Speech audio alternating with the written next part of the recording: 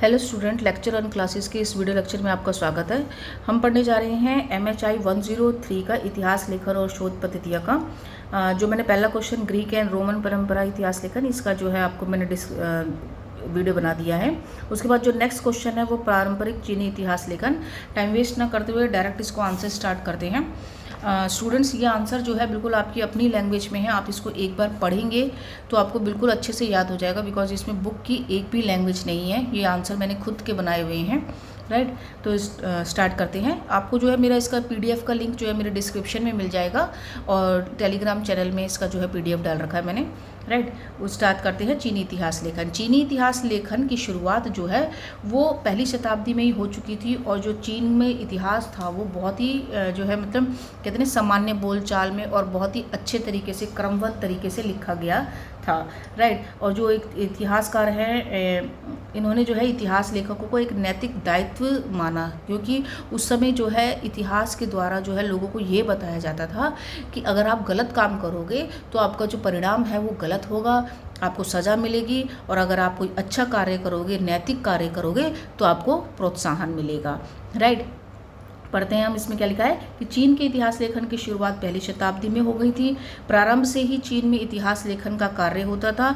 चीन में इतिहास लेखन का कार्य सामान्य बोलचाल में होता था। चीन के इतिहास को बड़ी सम्मान की दृष्टि से देखते थे। प्रोफेसर लातुरेत ने लिखा है कि भारत के लोगों की तुलना में चीन के लोगों के इतिहास के विषय में चीन के जो लोग थे वो ज़्यादा जागरूक थे। इतिहास लेखकों का एक नैतिक दायित्व होता था, उनका एक नैतिक दायित्व होता था कि लोगों को ये जागरूक करना कि अगर आप गलत काम करोगे तो आपका परिणाम बुरा होगा, लेकिन अगर आप किसी अच्छा काम करोगे, ठीक है, तो कार्य करने वालों को प्रोत्साहन करना था, जिससे समाज में फैली बुराइयों में कमी आए। तो जो पहले इतिहासकार थे वो थे हमारे सुमा शेन को पूर्व इतिहासकार का जनक भी माना जाता है, और युवावस्था के प्रारंभ में ही उन्होंने जो प्राचीन चीनी ग्रंथ थे उनको कंठस्थ हो गए थे, मतलब उनको बिल्कुल याद हो गए थे। तो उन्होंने जो है इतिहास को पूरा इस तरीके से लिखा कि अटूट परंपरा की शुरुआत की, और उन्होंने सारे 100 ईसा पूर्व तक के इतिहासकारों का रिकॉर्ड ही बना दिया, राइट। और उन्होंने जो पुस्तक लिखी थी वो थी ये शी ची नामक की जो है उन्होंने पुस्तक लिखी थी। तो समाशेन ने अनेक दूर दराज के क्षेत्रों की यात्रा की, अतः वहाँ से प्राप्त जो सामग्रियाँ थीं उनको जो लिखित रूप को प्रदान किया, मतलब यात्रा करने पर उनको जो लिखित रूप था वो प्रदान किया, राइट। उसके बाद लिखा है कि उसने जो है राजनीतिक घटनाओं, युद्धों और आर्थिक आंकड़ों और व्यक्तियों की जीवनी का भी संकलन किया, मतलब जो उस समय जो युद्ध हुए थे, वहाँ की जो आर्थिक स्थिति थी, उन आंकड़ों का और व्यक्तियों की जीवनियों का भी संकलन सुमा शेन ने कर दिया था, राइट। तसो शुआंग नेक्स्ट हमारा है दूसरे नंबर पर। तसो शुआंग के द्वारा जो लिखित थी, उन्होंने जो कंठस्थ मतलब जो दंत कथाएँ थी, मौखिक रूप से जो परंपराएं थी, उनका मतलब मौखिक तरीके से जो है उन्होंने इतिहास को जो है लोगों को बताया, या मौखिक तरीके से कहानियों को बताया, परंपराओं और दंत कथाओं पर आधारित था। मतलब जो लोग कहानियाँ बताते थे कि ऐसे ऐसे हुआ है उस समय, मतलब जो भी दंत कथाएँ थी, मौखिक परंपराएं थी, तो तसो शुआंग ने उसके बारे में लिखा था, राइट। उसके बाद आता है कि इस समय चीन में केंद्रीकृत शासन की स्थापना हो चुकी थी, ठीक है, और एकीकृत प्रस्तुत था, और इस काल में अनेक महत्वपूर्ण पुस्तकों की रचना हुई। तो कौन सी पुस्तक की रचना हुई? शिंग ची और हानची और तुंग क्वान शामिल है। ये वाली जो पुस्तकें थी ये किसने लिखी? तसो शुआंग ने लिखी थी, राइट। उसके बाद जो हमारा आ जाता है दूसरी सदी में जो है हान साम्राज्य के पतन के पश्चात चीन छोटे छोटे राज्यों में बट गया, राइट। आई थिंक आपको विजिबल हो रहा होगा आंसर, ओके, ठीक है। दूसरी शताब्दी में हान साम्राज्य के पतन के बाद जो है चीन जो है छोटे छोटे राज्यों में बट गया, और तब कई ग्रंथों की रचना हुई, अतः लेखकों को सरकारी संरक्षण मिलने लगा। मैंने आपको बताया, चाहे चीन हो, चाहे यूनान हो, चाहे रोम हो, चाहे अरब हो, चाहे सल्तनत काल हो, लेखकों को, विद्वानों को जो है संरक्षण मिलता था राजाओं का, ताकि वो उनके बारे में लिख सके सारी चीज़ें, ठीक है, वो उनके बारे में इतिहास लिख सके। तो उसमें जो अब हमारा जो थर्ड नंबर पे है दैट इज़ शी जी समा चियन। तो यह पूर्व आधुनिक काल का महान इतिहासकार था जिसने हान राजवंशों से अलग हटकर ऐतिहासिक दस्तावेज शी जी का लेखन किया। ठीक है, इतिहास में जो चीन के जो राजवंश थे, जैसे कि पहले तो चीन की सभ्यता आई, चीन की सभ्यता के बाद राजवंश काल जो आया था पहली ईसा पूर्व से ही, उसमें जो है आपका हान साम्राज्य था, शांग साम्राज्य था। तो उनके बारे में जो है राजवंशों के बारे में किसने लिखा? शी जी समा चेन ने लिखा था। ठीक है, तो जिसने हान राजवंशों से अलग हटकर ऐतिहासिक दस्तावेज शी जी का लेखन किया, जिन दस्तावेजों में प्राचीन काल से लेकर के समय अपने समय तक के विस्तृत इतिहास प्रस्तुत किया। राइट, उसके बाद है यह दस्तावेज जो मतलब जो शी जी समा चेन, ठीक है, 3rd नंबर पे है समा चेन, इन्होंने जो बनाया था वो 5 भागों में इसको जो है करा, जो उन्होंने सारे राजवंशों के बारे में लिखा। तो 5 भागों वाला एक जटिल ग्रंथ उन्होंने लिखा था। समा चेन ने सुविधा की दृष्टि से इसको 2 खंडों में बांटा। देखो 5 भाग थे और 5 भागों को 2 खंडों में बांटा। ठीक है, इसमें जो है थोड़ा सा आपका फेर है कि मैंने प्रथम खंड नीचे लिख दिया, दूसरा खंड ऊपर लिख दिया। ठीक है, प्रथम खंड में जो है उन्होंने धार्मिक अनुष्ठान, संगीत, ज्योतिष, खगोल शास्त्र, नदी, नहरें, ये सब, इन सब के बारे में, प्रशासन, यातायात, जल कल भी शामिल किया। तो प्रथम भाग में जो मतलब जो प्रथम खंड था उसमें तो ये सब चीज़ें लिखी, ज्योतिष, अनुष्ठान, नदी, नहरें, यातायात, प्रशासन, इन सब के बारे में लिखा। और जो दूसरा खंड था, तो दूसरे खंड में जो है इन्होंने जीवन चरित्र का संकलन किया। लोगों जैसे जो ईमानदार अधिकारी थे, विधवाएं थी, पवित्र विधवाएं थीं, तानाशाही अधिकारी, मतलब लोगों की जीवनी, मतलब लोग, मतलब जो शासन था उनके भी जो भी लोग सही दिखे, अच्छे थे, तो उनके बारे में उन्होंने लिख दिया। तो 2 खंड हो गए। पहले खंड में उन्होंने धार्मिक अनुष्ठान, संगीत, ज्योतिष, खगोल, नदी, नहरें लिखा, और दूसरे खंड में जो है उन्होंने लोगों की जीवनी लिखी, चाहे वो ईमानदार अधिकारी हो, पवित्र विधवाएं हो, तानाशाही अधिकारी हो। किसने? समा चेन ने, याद रखना। ठीक है, फिर यहीं से क्या हुआ कि वो जीवनी लिखना के लिए जो है मतलब लोग राजवंशों के बारे में लिखना, जीवनी के बारे में लिखना, ऐसे करके उन्होंने चीनी यात्रा शुरू की, और जो हमारे देश में भी आकर जो है उन्होंने भारत के बारे में लिखा था। ठीक है, आगे हम इससे पढ़ेंगे। तो समा चेन जो है उन्होंने जो है एक लेखन पद्धति की शुरुआत की, मतलब कि आपको इससे इतिहास लिखना है। एक खंड में तो अपने देश के बारे में और दूसरे खंड में किसी की जीवनी के बारे में लिखना है।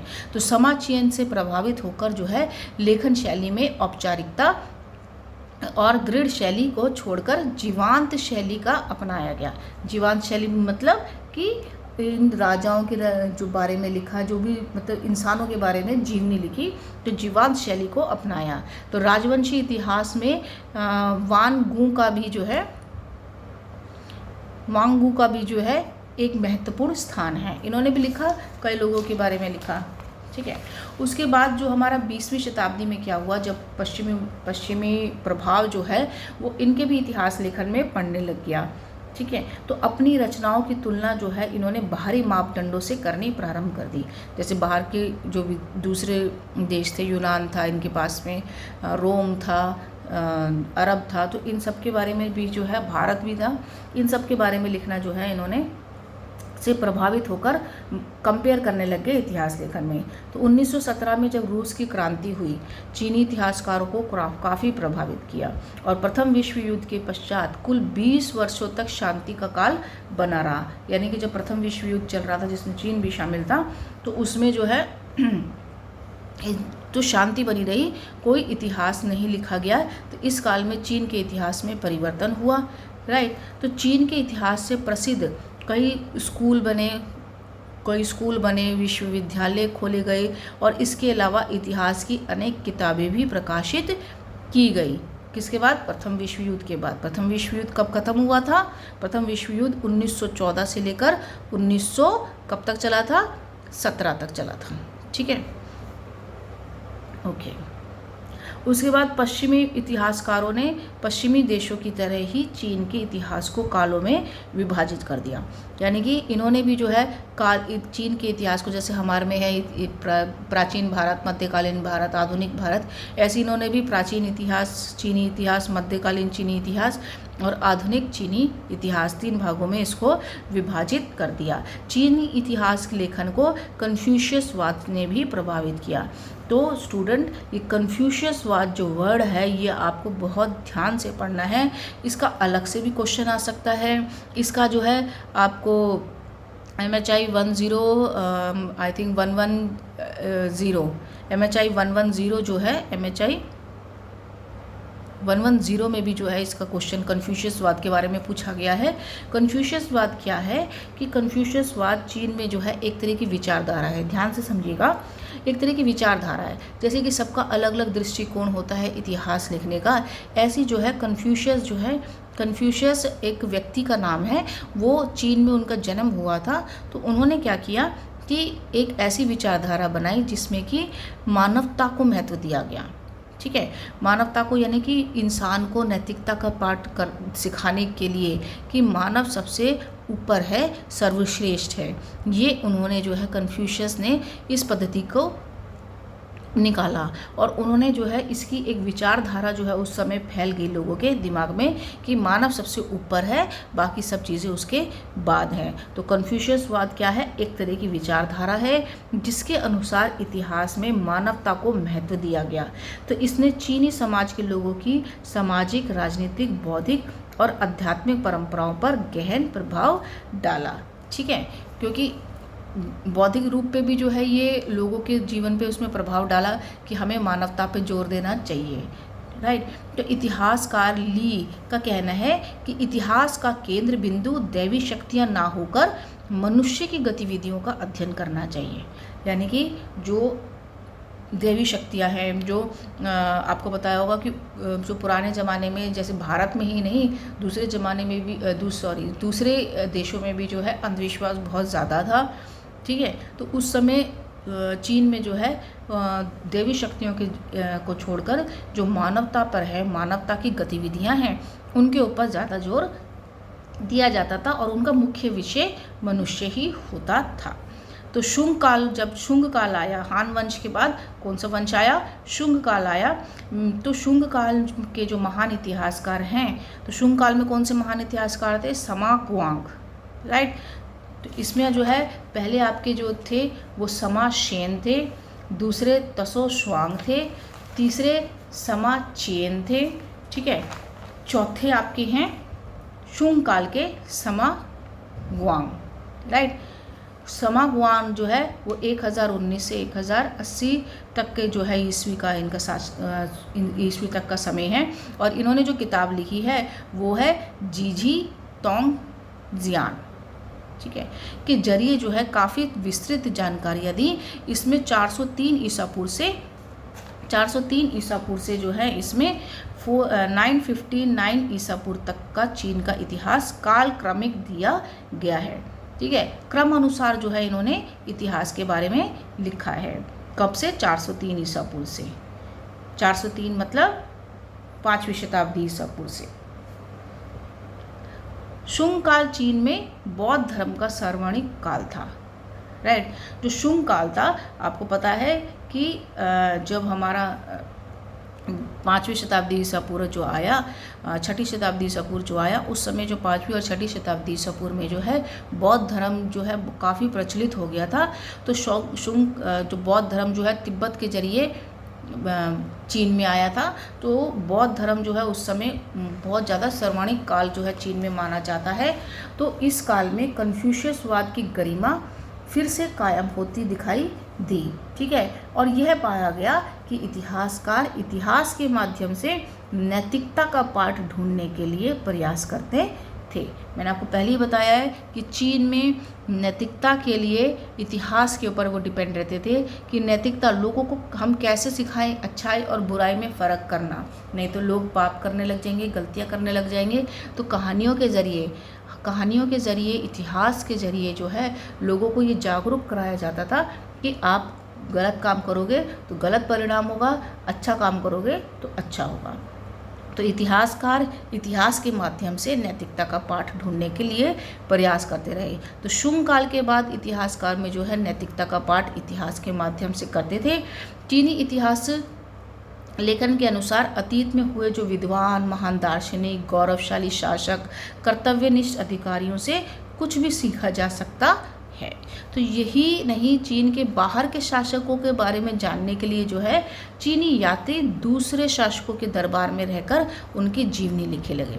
अब इसके बाद जो है आपको चीनी यात्री लिखने पड़ेंगे कि जो दूसरे देशों में गए। तो हमारे देश में जो 2 चीनी यात्री आए थे जो सबसे ज़्यादा फेमस है वो फाइयान और ह्वेन त्सांग।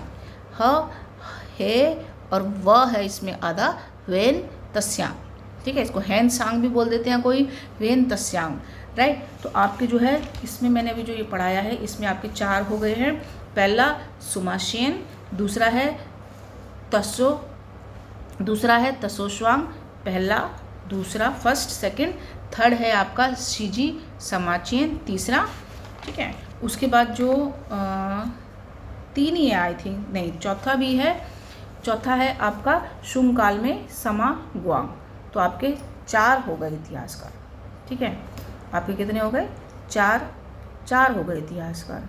उसके बाद जो है आपको सीधा लिखना है चीनी यात्री जो भारत में आए और उन्होंने भारत का इतिहास के बारे में काफ़ी विस्तृत जानकारी दी। तो उसमें सबसे पहले हैं फाइयान जो चंद्रगुप्त द्वितीय के शासनकाल में भारत आए थे और उनका जो है 399 ईस्वी से 414 ईस्वी तक वो भारत में रहे। और ये बौद्ध धर्म के अध्ययन और पवित्र ग्रंथों की, और ये सब चीनी यात्री किस लिए आए थे? इन्होंने बौद्ध धर्म के जो ग्रंथ थे उनके बारे में जानकारी लेने के लिए, उनके पवित्र ग्रंथों की तलाश में ये लोग भारत आए थे। तो ऐसी फाइयान जो है अपने यात्रा वृत्तांत में भारत में सामाजिक, आर्थिक, धार्मिक स्थितियों का वर्णन किया। किसने?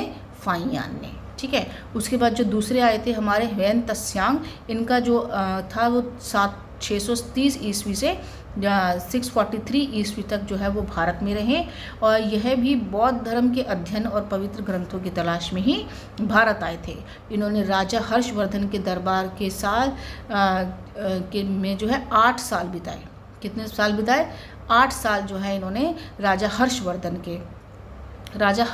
के गुप्त साम्राज्य के बाद जब गुप्त साम्राज्य का पतन हुआ था, कब हुआ था गुप्त साम्राज्य का पतन? गुप्त साम्राज्य 550 से 630 ईस्वी में ही, 630 ईस्वी में ही जो है गुप्त साम्राज्य हर्षवर्धन की जो है अपने शासन की स्थापना की थी और 630 ईस्वी से पहले जो गुप्त साम्राज्य था उसका पतन हुआ था, ठीक है। ओके, तो हर्षवर्धन के दरबार में जो है ये इन्होंने ह्वेन त्सांग ने शिजुकी पुस्तक का नाम क्या था? शिजुकी, जिसमें राजा हर्षवर्धन के चरित्र के बारे में लिखा गया है। उसके बाद जो तीसरी थे इत्सिंग थे, इनका 672 से लेकर 688 ईस्वी तक जो है ये भारत में रहे। इन्होंने भारत तथा मालदीव की यात्रा की। इन्होंने अपनी पुस्तक में तत्कालीन भारतीय समाज का विवरण दिया, ठीक है, तत्कालीन समाज का विवरण दिया और इनकी पुस्तक का नाम क्या था? काओ सेंग चुआन, ठीक है। तो ये इनकी पुस्तक का नाम था। तो ये चीनी यात्री थे। ओके, नेक्स्ट करते। तो आपको पता चल गया होगा कि 4 आपके चीन के इतिहासकार थे, उसके बाद जो है ये चीनी यात्री शुरू हो गए, राइट। आई थिंक आपको ये चीनी इतिहास लेखन समझ आ गया होगा। बहुत इजी है, 1-2 बार इसको आप पढ़ेंगे, बिल्कुल अपनी लैंग्वेज में लिखा गया है, बिल्कुल समझ आ जाएगा। उसके बाद मैं आपको बताना चाहूँगी जो मेरी प्रीवियस वीडियो लेक्चर थी जिसमें मैंने आपको इतिहास लेखन का ग्रीक और रोमन इतिहास लेखन लिखवाया था, तो उसमें जो है मैंने आपको एक टॉपिक छूट गया था मेरा, मैं बता देती हूँ, जिसमें मैंने आपको जो है अरस्तु के बारे में बताना, जो मैंने कहा था कि आपको अलग से एक वीडियो लेक्चर बताऊंगी अरस्तु के बारे में, राइट।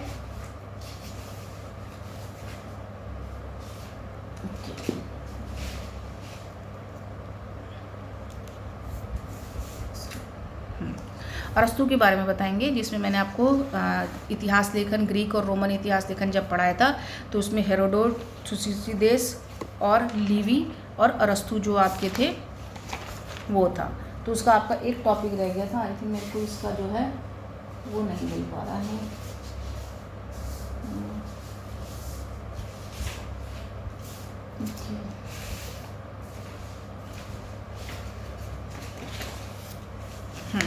ये देखिए, इसमें जो आपको ये वाला था, इसमें मैंने हेरोडोस करवा दिया, थुसिदिदेस करा दिया, लिवी करवा दिया था, अरस्तु रह गया था जिसका मैंने कहा था कि आपको अलग से टॉपिक में बताऊंगी। तो वो है अरस्तु। अरस्तु जो है वो एक प्राचीन यूनानी ग्रीक दार्शनिक थे, दार्शनिक थे और उन्होंने जो है बहुश्रुत थे और उनका जन्म 384 ईसा पूर्व से 322 ईसा पूर्व में उनकी जो है मृत्यु हो गई। उनकी रचनाओं में प्राकृतिक विज्ञान, दर्शन, भाषा विज्ञान, अर्थशास्त्र, राजनीतिक, मनोविज्ञान, कला जैसे विषयों का एक विस्तृत श्रृंखला शामिल है। देखो, अरस्तु थे वो ईसा पूर्व पहले के थे, 4वीं शताब्दी ईसा पूर्व के थे, लेकिन उन्होंने देखो कितना कुछ लिखा था विज्ञान के बारे में, दर्शन के बारे में, मनोविज्ञान के बारे में, राइट। इसलिए इनको जो है महत्वपूर्ण माना जाता है। अरस्तु ने जीवन में विज्ञान के क्षेत्र में नई सीमाएं स्थापित की। भौतिकी में उनके प्रयासों की कोई तुलना नहीं थी। उसके बाद प्लेटो लगभग 428-348 ईसा पूर्व और अरस्तु जो थे वो 384 से 322 ईसा पूर्व तक के थे। तो ये इस तरीके से इसलिए बताया गया है क्योंकि अरस्तु जो थे वो प्लेटो के ही स्टूडेंट थे, क्योंकि ये दोनों जो है मतलब जिस शिक्षा इतिहासकार की जो शिक्षा स्थल था वहीं से इन्होंने भी पढ़ा था, इसलिए जो है ये इनके शिष्य माने जाते हैं। अरस्तु जो है वो प्लेटो के शिष्य हैं। पश्चिमी दर्शन की 2 महानतम विभूतियाँ माना जाता है, किसको? अरस्तु और प्लेटो को। ठीक है, ये कौन है? पश्चिमी दर्शन की महान विभूतियाँ माना जाता है। लगभग 20 वर्षों तक अरस्तु और एथेंस के अकादमिक में प्लूटो के छात्र और सहकर्मी रहे। ठीक है, इसके बारे में इतना ही लिख दो, वो भी काफ़ी है, क्योंकि आपको इतना सारा सबके बारे में लिखना है तो थोड़ा थोड़ा सबके बारे में लिखो। आई होप आपको ये वीडियो लेक्चर पसंद आया होगा। मिलते हैं इसी क्वेश्चन पेपर के नेक्स्ट क्वेश्चन के वीडियो में। नेक्स्ट क्वेश्चन में हम पढ़ेंगे, नेक्स्ट वीडियो में जो है मैं आपको अगस्त कामटे के बारे में पढ़ाऊँगी, पश्चिमी मुख्य धारा में। मिलते हैं नेक्स्ट वीडियो में, तब तक के लिए नमस्कार।